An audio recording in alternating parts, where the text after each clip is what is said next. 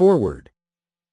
In December 2019, I received a letter from the United Nations Secretary-General requesting that I lead what he had just put together, the United Nations Secretary-General's Food Systems Summit 2021.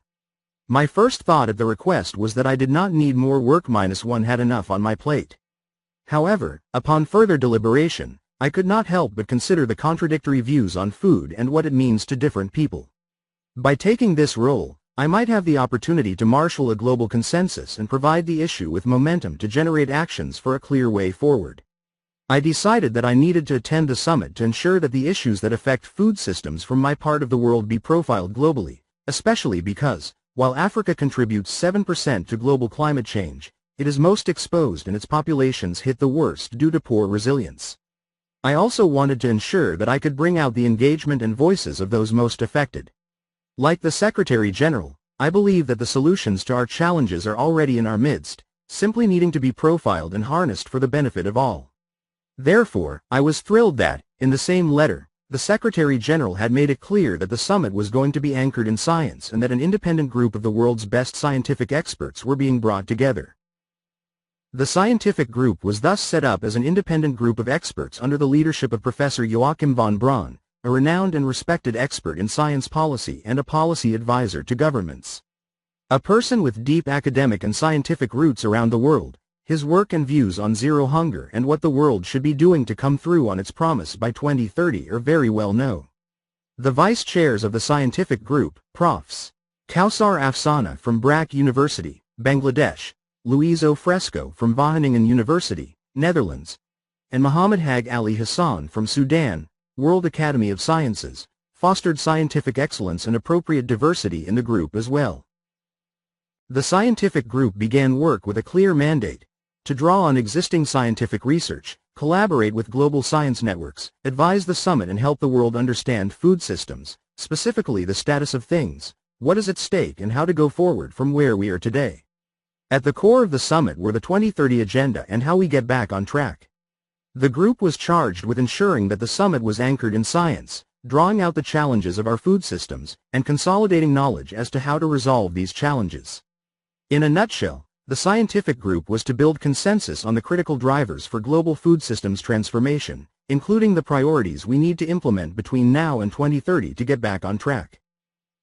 The scientific group was composed of 28 experts from across scientific networks of institutions, designed to pull in global expertise and leading scientific views and to bring in views across all groups of society, from indigenous peoples, women, producers and so many more. It was also designed to draw in all of the food systems issues influencing and impacting our world, from people to our planet to the prosperity of both all around the world, all brought together in an intelligent and digestible way. Through rigorous work, open engagement and science days, these experts engaged and consulted widely, and through meetings with other areas of the summit.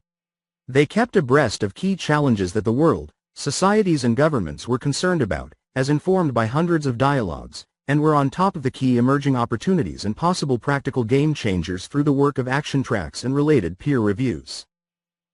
The UN Food Systems Summit Scientific Group dug deeply into their wide institutional networks of expertise, as per their TORs, to bring forth the foremost scientific evidence. Note 1. The TORs can be found on the website of the scientific group here. https://sc-fss2021.org/about-is, TOR and letters on leadership. They looked at the progress that has been made so far and made recommendations on science-based approaches to achieving SDGs while revealing trade-offs associated with food system transformation. Through the networks of partners from all regions of the world, the scientific group brought diverse viewpoints, ensuring the inclusion of a diversity of frameworks and regional voices.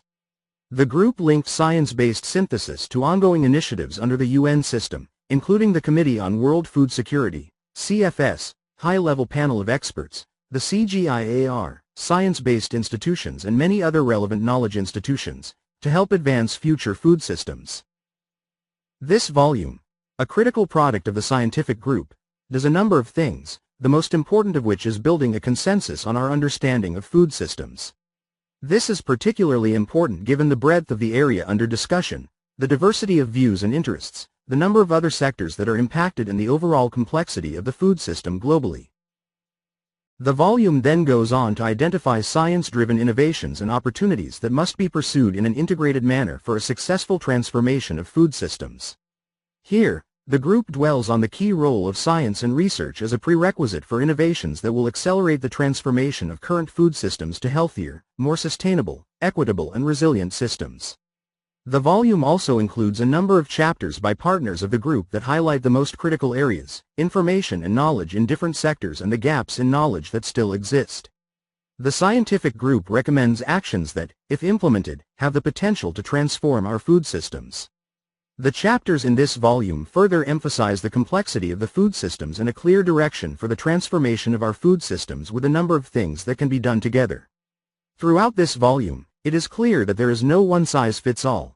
While the concepts are similar, the translation of science into policies that inform investments is only possible if placed within the specific context of where the work will be done in a country, in different parts of the world.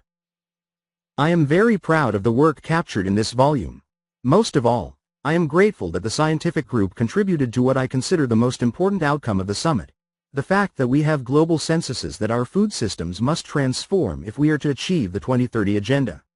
Second, I am proud that the scientific group mobilized the global science community behind the summit, from the least heard voices and the least referred to science that sits with indigenous peoples to the most lucrative science behind Big AG. All were brought forward and the opportunities and trade-offs evaluated, ensuring that everybody feels heard, but also that the most important aspects of how we go forward are clear. As I conclude, I want to bring out the following areas that we must keep our eyes on as we move forward from the summit to the hub that will coordinate summit follow-up in the UN agencies that will help the hub to keep the world engaged, including tracking of the summit's commitments.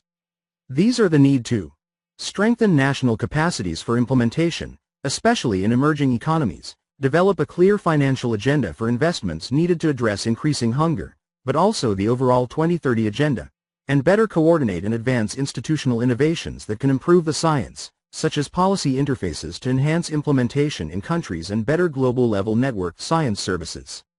Lastly, there is a need to facilitate stronger synergies of food system actions with other key areas, including climate policy, COVID-19 related policies, trade policies, conflict policies and related food price inflation that will exclude even more people from accessing the right level of nutrition and, at worst, leave them with no food at all. The work and contribution of the scientific group of the summit have provided incredible direction on how we move forward from here. There will always be need for new insights, and there will always be a need to sharpen the science, policy, action interface, but for now I am incredibly grateful that through this volume the scientific group gives us the steering wheel that we need to move forward towards a food systems approach that could get us back on the 2030 Agenda, on food, health and diets, environment and the prosperity of people and the planet. Agnes M. Kalibata, the UN Secretary-General's Special Envoy for the United Nations Food Systems Summit 2021, New York, USA.